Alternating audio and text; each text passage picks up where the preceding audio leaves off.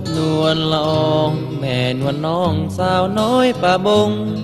บ่าวน้อยป่าทอนยืนงงแม่ชมยงยังมางามแต่น้อง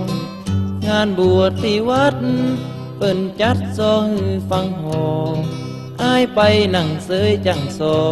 ตาและพอสาวน้อยสาวจี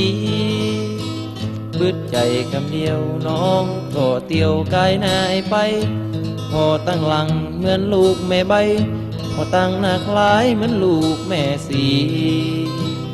สลิดปิดปางชมอีนางเป็นลูกผู้ดีหันบ่าวปาทอนฝั่งนี้เหมือนลุงดีเปิ้นฟ้าวไปตรงบ่าวบ้านห้วยเปิ้นก็ตวยจีบน้องเหมือนกันบ่าวน้องล่องจ้องตาเป็นมันบ่าวห้องหันบอกลืมมาลงเปิ้นมีรถยนต์ขี่บนถนนปลอดโปร่ง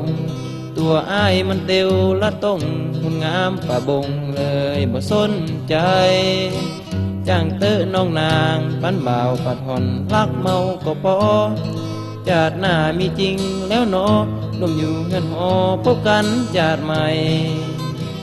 จาดนี้จนเกิดเป็นคนกับเปิ้นบ่ได้เกิดอย่างบ่ได้ดังใจรักเมาเปิ้นไปจำใจคนเดียว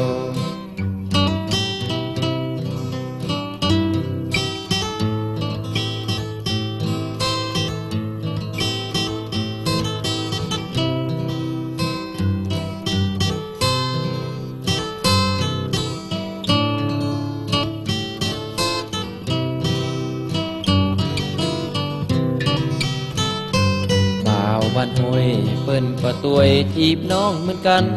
บ่าวน้องล่องจ้องตาเป็นมันบ่าวห้องหันบอกลืมบ่ลงเปิ้นมีรถยนต์ขี่บนถนนปลอดโปร่งตัวอ้ายมันเตียวละต้องงามป่าบงเลยบ่สนใจ